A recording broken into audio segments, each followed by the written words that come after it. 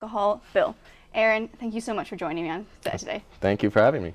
So first, what really goes into this bill? What is it going to be saying? Well, we tried to pass the bill last semester. That got vetoed by the former president, Dylan Johnson. And so this time around, we added more stipulations to the bill so that it would be more likely for it to pass.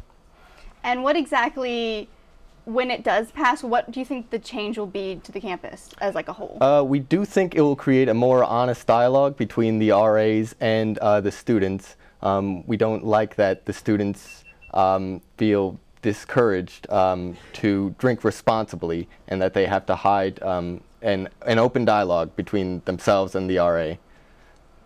And so, do you think will this bill officially change us from a dry campus to a wet campus? It will. With the stipulations in it, it won't be a wet campus even if you're 21. You have to follow the rules. You have to follow the stipulations that we've added since last semester. One of them being that you have to take a PRC education course. That's mandatory, and you have to sign a legal liability waiver. And what kind of restrictions are included in the bill? Is there a certain amount of people per room that's involved in this? Right, that's a good question. In addition to the PRC education course, you can't have more than 6 people in a room. They all have to be 21. There's a room cap per. There's a cap of alcohol per room. You can't have more than 12 bottles of beer or 750 milliliters of liquor or 2 bottles of wine, and that's either or. You can't have 2 bottles of wine and 12 bottles of beer. And at the same time, you can't have 2 types of alcohol. You can only have one, and that's just to prevent confusion and some student trying to circumvent the rules to this bill. So has it been open to negotiation? Does it seem like a good idea so far? Or is there a lot of people who seem on board with it? We brought this up last SGA meetings. There was some questions. Most of it was heading in the positive direction. And what do you think the overall student body, what do you think that their opinion is going to be? Do you think they'll be really excited about this? Do you think that overall it'll be kind of just like a mixed opinion? What do you think? It's funny you mentioned that. Myself and Chase Krickenberger have been going around to multiple dorms in different districts than our own to gauge the opinion of students. We checked out the Mahwah and Stewart district and the Elm and Hickory district, and they all are about 80% on board with this policy, and most who weren't definite yes were they didn't have an opinion, and that's with about a margin of error of 5%. All right. So what is your personal opinion on this bill? Do you think that it's a great idea? Do you think that it's, it'll be better for the community? What do you personally believe? With this particular bill, I think it's great. With the added stipulations, I think it addresses the desires and the wishes of the students, and at the same time, it addresses the concerns of the faculty, staff, and the Board of Trustees. So going back a little bit to last year when it was not passed, why do you think it wasn't passed yet?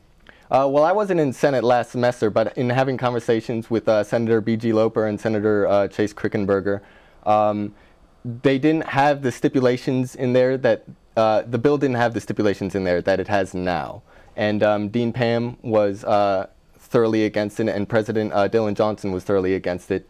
And they didn't really expand so much on the reason why they were against it, but it was the last SGA meeting, and it was just unfortunate timing. But we think that now that we had a head start, that we've added the stipulations, things are looking much more positive from everyone.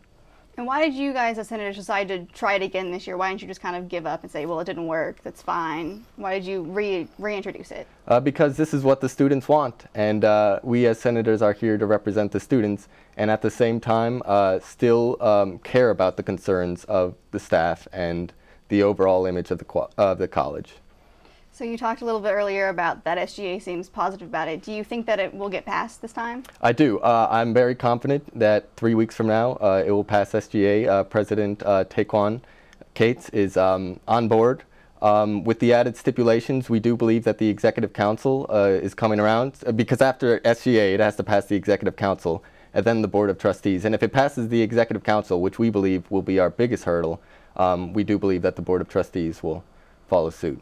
Awesome. So you mentioned a little bit earlier about Dean Pam not really being on board. Is she kind of on board now? We do think that she is coming around to this. With the added stipulations, as we've mentioned, it's promoting a responsible drinking culture where we can have an open dialogue between the faculty, the RAs, and the students alike. And we do think it will discourage abusive drinking and instead promote responsible drinking. So have you kind of tried to talk to people on campus? Like, have you started putting posters up promoting this idea yet? Is that in motion yet, or is it a little too early for that? We haven't done that yet, but we have been talking to the constituents and raising, asking what their concerns are. Awesome. Well, Aaron, thank you so much for joining me on set today. And thank you very much. I'm Kelsey Hubbard, and this is your feature interview.